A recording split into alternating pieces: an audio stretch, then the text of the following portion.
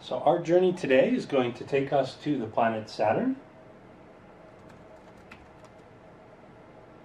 Saturn is very famous for being a ringed planet.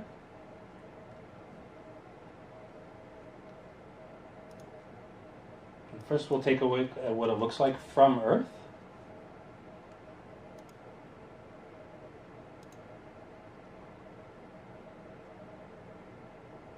So there's Saturn right now. And just to the right of it there, you can, just at the edge of the view, you can see the sun. And that's our destination today.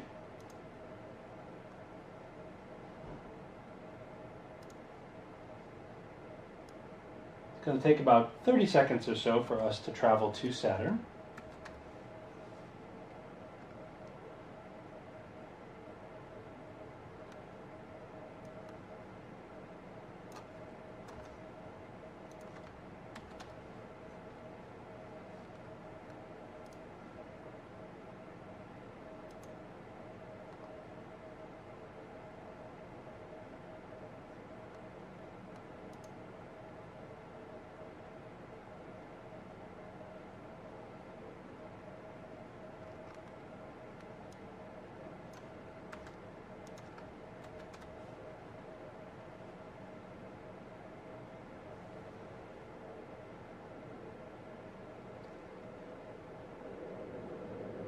That sound you hear, even though there's no noise in space, Saturn has a very strong magnetic field. So if you were a magnetometer, you'd be able to listen to Saturn's magnetic field. Not all planets have magnetic fields. Mars doesn't, for example.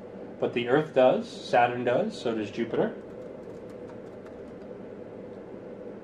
You get a great view of the rings from this angle, and if you look really carefully, you can see some star-like objects near the planet that appear to be moving along with it.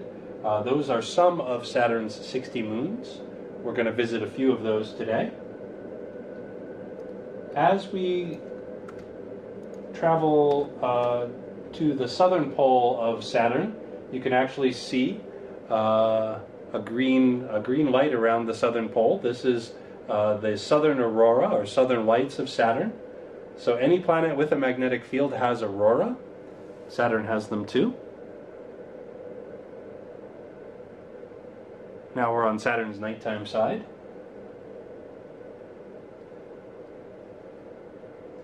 Saturn orbits the Earth every 30 years, and so its seasons, northern summer or southern summer, last about almost 15 years each.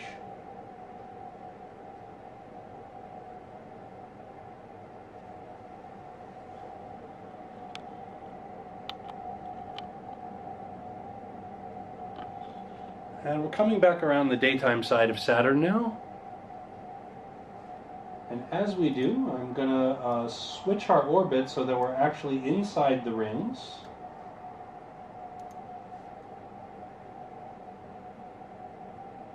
About to go through them right now.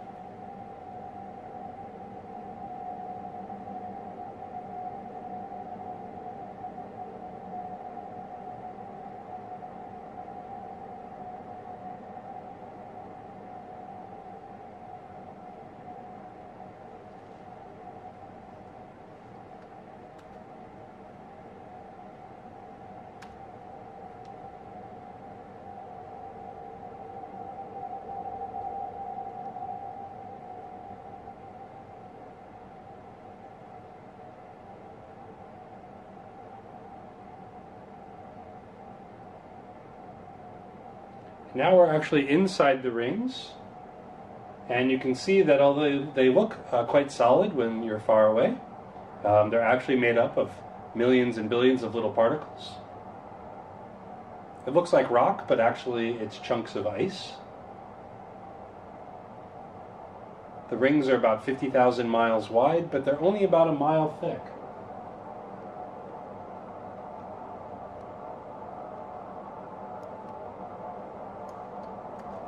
We haven't understood where the rings came from, whether or not they were created by moons that collided, or whether or not they were leftover material from when Saturn itself was formed. The Cassini mission that's been that flew around Saturn for almost 20 years helped us figure out the answer to that. And in fact, Saturn's rings are left over from the creation of the planet, and they are still forming moons. And we know this because the rings have lots of gaps, like we're flying into right now, and in the middle of those gaps are little moons, like this moon here, which is called Pan. And Pan orbits around a gap in the rings called the Yankee Gap, and in fact it made that gap. And we found evidence of lots of little moonlets starting to create gaps in rings. So eventually Saturn will not have as many rings as it does now. It'll actually have lots more moons.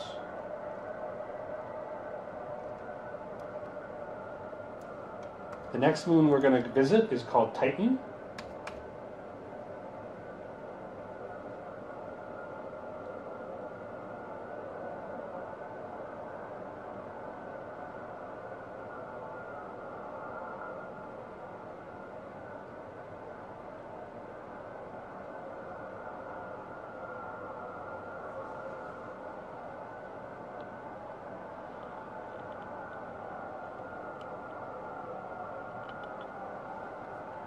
Titan is a really interesting world. It's one of the only moons that has a thick atmosphere, as thick as the Earth's, but very different from it.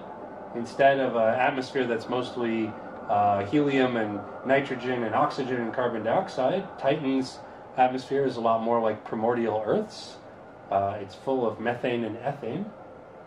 There's other weirdly Earth-like things about Titan. Some of the dark areas you see on it right now are actually lakes and rivers, but instead of water, it's too cold on Titan for there to be liquid water on the surface. So those are lakes and rivers of liquid methane and liquid ethane. The Huygens probe detached from the Cassini orbiter around 2007 and landed on the surface of Titan.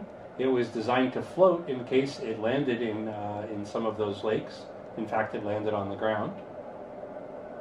It's the first time we've landed on a moon of another planet. The next moon we're going to visit is called Enceladus.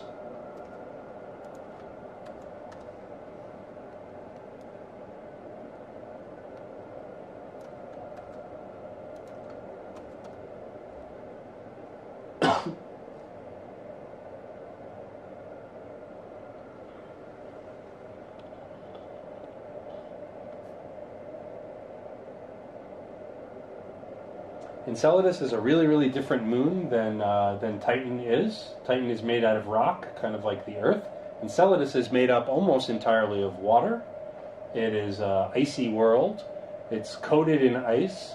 Although, as you look at the southern pole of Enceladus, you can see something very interesting about it.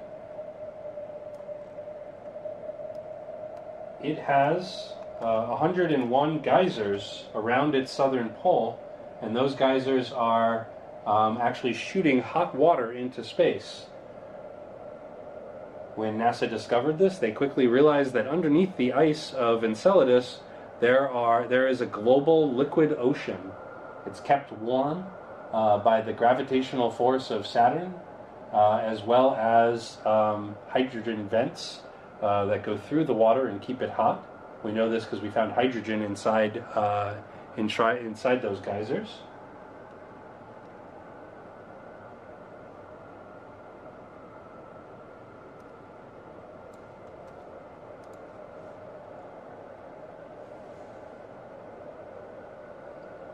And the last moon we're going to visit in our journey to Saturn is Iapetus.